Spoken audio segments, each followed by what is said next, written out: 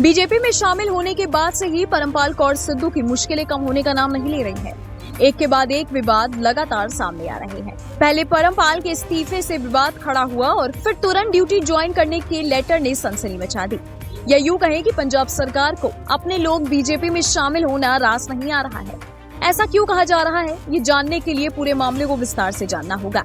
दरअसल ये पूरा विवाद परमपाल कौर के इस्तीफे से शुरू हुआ है। परमपाल कौर ने जब इस्तीफा दिया तो इस्तीफे को मंजूर किया गया था और इस संबंध में केंद्र सरकार की तरफ से पंजाब सरकार को पत्र भी लिखा गया था।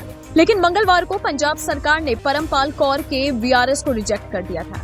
लेकिन अब पंजाब की आम आदमी पार्टी सरकार ने उन पर आरोप लगाया है कि वो झूठ बोलकर रिटायरमेंट लेना चाहती है। साथ ही पंजाब सरकार ने उन्हें तुरंत ड्यूटी ज्वाइन करने को भी कहा।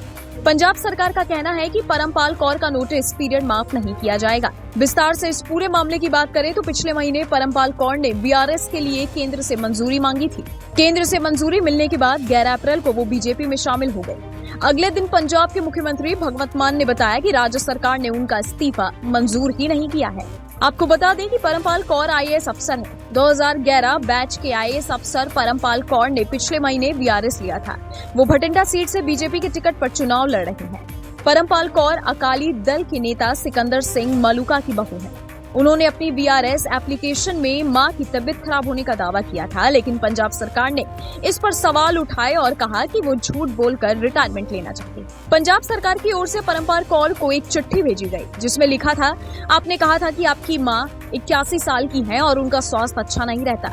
पिता और आपके छोटे भाई का कई साल पहले निधन हो चुका है और मां का ख्याल रखने के लिए भारत में कोई नहीं है, इसलिए मां का ख्याल रखने के लिए भटिंडा में अपने घर पर रहने की जरूरत है। इस पत्र में लिखा गया है कि लेकिन बीते कई दिनों से आप राजनीतिक गतिविधियों में सक्रिय हैं, जो वीआरएस लेने के लिए बताए गए कारणों को झूठा साबित करता है। राज्य सरकार ने अभी भी 3 महीने के नोटिस पीरियड को माफ नहीं किया, जो नियम 16(2) के तहत जरूरी है। वीआरएस के लिए भी अभी तक कोई आदेश जारी नहीं किया गया है।